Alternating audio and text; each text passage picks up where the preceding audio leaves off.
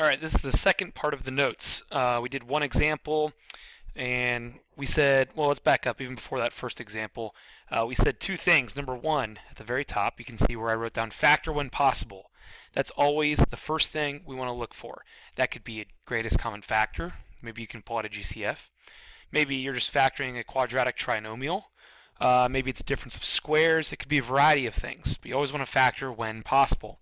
And then number two, after you factor, you just look for things to cancel. That's really all it is to this whole multiplying rational expressions thing. So we're going to pick up with a second example here. Let's go ahead and label this number 2.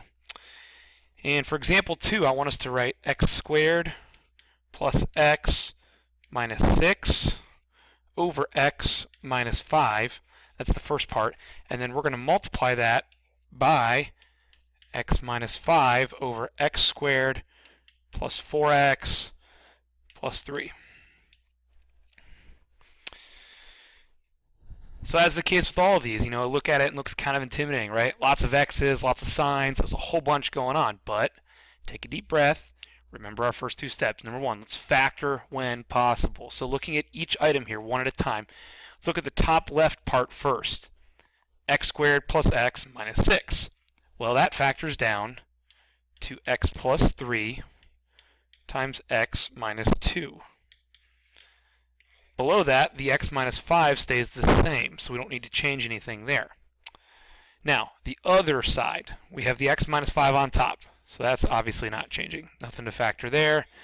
On bottom, x squared plus 4x plus 3, that's going to factor down to just x plus 3 times x plus 1. So we've factored each piece of this rational expression. Now, when we're multiplying, we're not actually, like I said this before, we're not actually like multiplying anything out. Rather, just combine everything. Remember, when you multiply fractions, you just multiply everything across the top and everything across the bottom. You're just going to combine them into one big piece. So really, that's why I combine these two little fraction lines here, so we can think of it just as one big thing.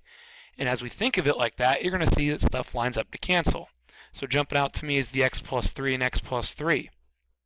Also, the x minus 5 and x minus 5 cancel. So this is going to leave us with just x minus 2 over x plus 1. Now, we also have to talk about domain, right? We said the domain here is all real numbers except whatever was in the expression before we canceled. So from the expression before we canceled, we had an x minus 5, which means 5 gives us fits. X plus 3 means negative 3 is going to give us problems, and x plus 1 tells us that negative 1 is going to give us problems. So our domain is all real numbers except 5, negative 3, and negative 1. I don't know why I wrote a comma there. I'm sorry. Make sense? Again, these big ugly expressions get taken care of when we do these two things. Factor and then just cancel. Makes life easy for us. Let's do one more example. Number 3. Let's make it x over x squared minus 36 times x squared minus 9x plus 18 over x squared minus 3x. Okay, once again, let's look for things to cancel. In the first fraction here on the left, we have x over x squared minus 36. Obviously, the x doesn't need to cancel. There's nothing we can do with that. But on bottom, hopefully we identify that as a difference of squares.